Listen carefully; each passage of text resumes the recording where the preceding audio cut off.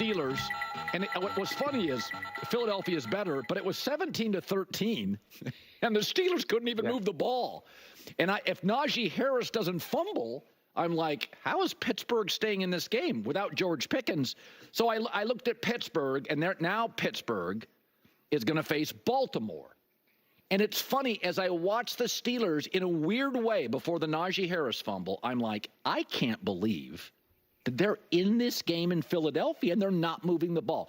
When you watch the film of Eagles-Steelers, what are 2 or 3 things that jumped out to you?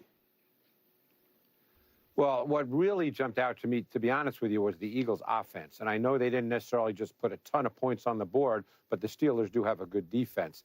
But I thought what the Eagles are doing with their coaching staff and with Jalen Hurts is really, really good. It's a lot of no huddle. Hurts is really good at the line of scrimmage. He understands what he's seeing. He gets them in the right play. And this week they added a ton of no huddle and empty. So it's no huddle and empty is what they do.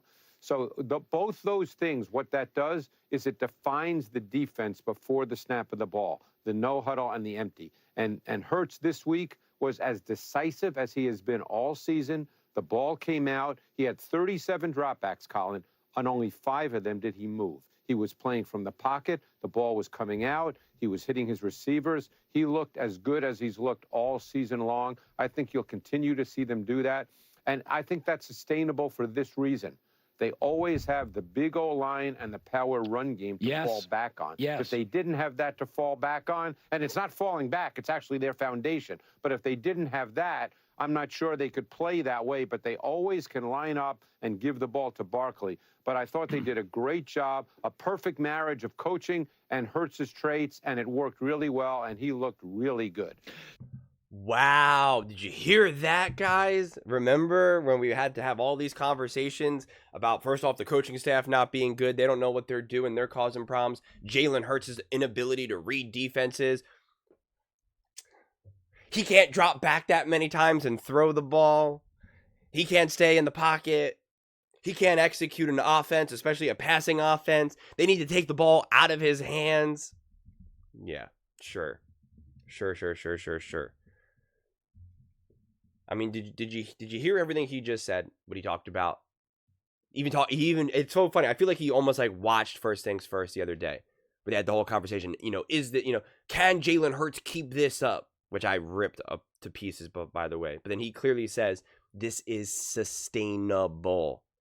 Jalen Hurts doing a great job understanding the defense pre-snap, getting everyone in position, running no huddle, being decisive, playing from within the pocket, making the correct throws, the correct reads, running the offense as a high-level quarterback that he's proven to be, and still having that run game and O-line to work with.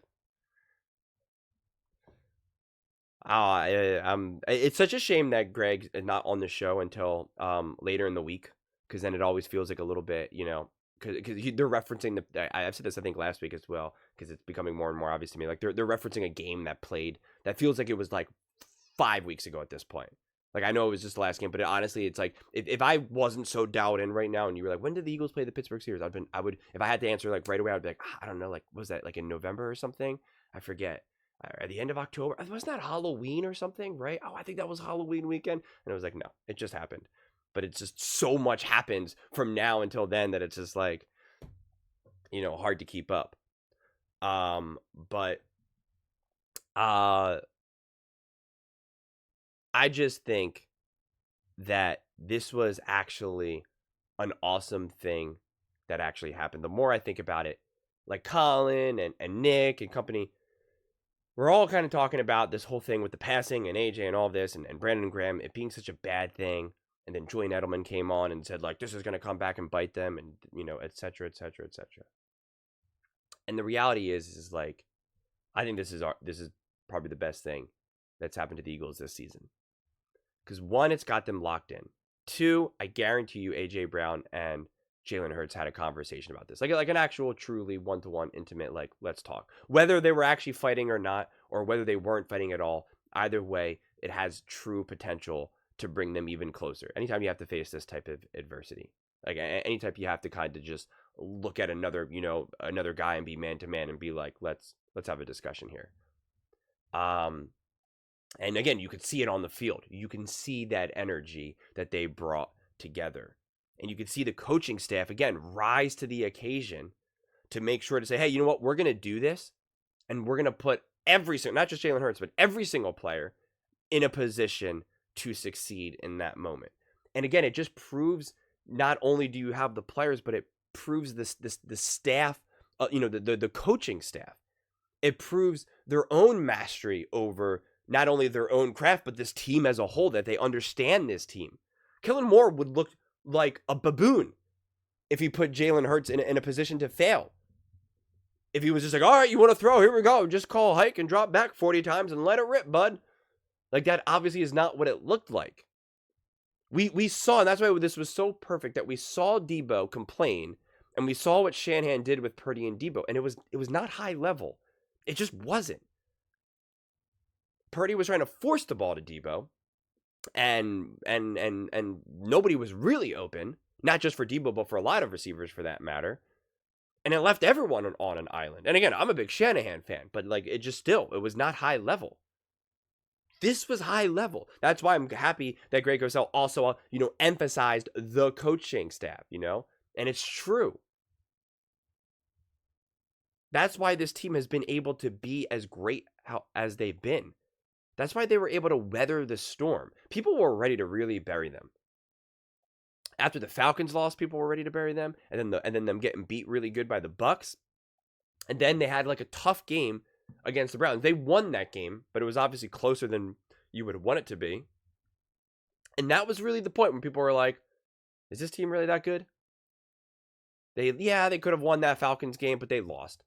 Yeah, there were some injuries against the Bucs, but my God, that was a mess. And now you play the Browns coming out of a bye. You were favored by a lot, and you didn't beat them good. Heck, the Dallas Cowboys beat them by more. Like, what's going on here? And that was all the talk. That was all the talk. And then they really, really got that momentum going by smart coaching and utilizing and maximizing the players. And then when faced with the adversity of whether you want to say it was in the locker room, out of the locker room, it doesn't even matter. It was legitimate adversity. They clearly did say, okay, we're going to do things a little differently in this game. Like, that's obvious. They clearly had a different game plan. And they succeeded with flying colors. They absolutely succeeded with flying colors. And I think this is kind of similar to when you fight with a partner, whether it be, any close relationship, parents, close friends, boyfriend, girlfriend, husband, wife, whatever, children. Getting in fights is important. There's these people, this couple actually, who's really, really smart. They have a podcast. I don't really listen to it anymore, but they talk about how, like, there's this idea that, like, you're never supposed to get in a fight with, like, your loved ones. And, like, it's just not true. Getting in fights, and obviously it has to be within reason. You're not going to be screaming and telling them that they're the worst human beings ever. But, like, getting in fights and arguing and even yelling, it's natural. It's part of it. And there's a lot of times they talk about, like, when you're in it, you just have to kind of be like, okay, we just kind of have to, like, go through this right now. The objective is to not try to be like, we need to end this right now. It's kind of just like, let it run its course. If you ever been around enough animals, even just like cats and dogs, like you'll see a mama dog bark and yell and even, growl and nip at her children. Like, it's just a thing that happens. Again, everything within reason. And it can be, it strengthens the relationship. It grows. It brings things that maybe needed to be highlighted. And I think that's what the Philadelphia Eagles went through. And they understand it. And I think now when they're able to have the success that they're able to have, both throwing and passing, it's going to make a lot of people concerned. And also, I think there's still going to be the belief, it doesn't matter. If we take away the run game, we have to turn Jalen Hurts into a passer. That's the way we win. Okay, again, good luck. Good luck. Because if you do that, you're going to need to leave someone like AJ 101 or Devontae 101. Again, good luck with that. Good luck. I welcome the sight. Bring it on. Also, good luck stopping the run. Good luck stopping that O-line, Saquon and Gainwell and Jalen. Good luck. That's all I have to say. To anyone that feels like they have it figured out how to beat Philly, good luck. I don't think Philly's going to like go undefeated from here on out. I mean, they may. Who knows? They win the Super Bowl, obviously. They have to. Well, after the regular season, but I'm not trying to paint the picture that Philadelphia Eagles are unstoppable or that they'll never lose or that no one can beat them. I'm not saying that they're this big juggernaut. But people seem to think that it's just very easy, that there's this simple solution. That's what came out this past offseason into this season, where they were like, defensive coordinators know how to stop Jalen Hurts. And it was like, okay. So then why do the Eagles have so many wins right now, though, then? Like, I don't understand. It doesn't really make sense to me. Why did Mike Tomlin, a great defensive coach, a top defensive coach, struggle to stop Jalen Hurts? I don't understand. Doesn't make sense to me. But those are just my thoughts. I'd absolutely love to hear yours.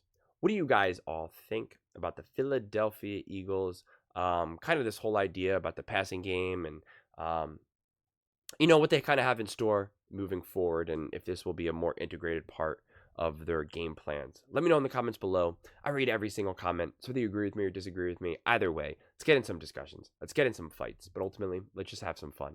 And please do consider subscribing. We're building an amazing community here, and I'd absolutely love to see you part of it. I want to build something that we all genuinely feel connected to, something that we're really excited to be part of. I think we're on our way to doing it. And please don't forget to give this video a thumbs up, as it really does help with the visibility and the algorithm. Thank you so much, and see you next time.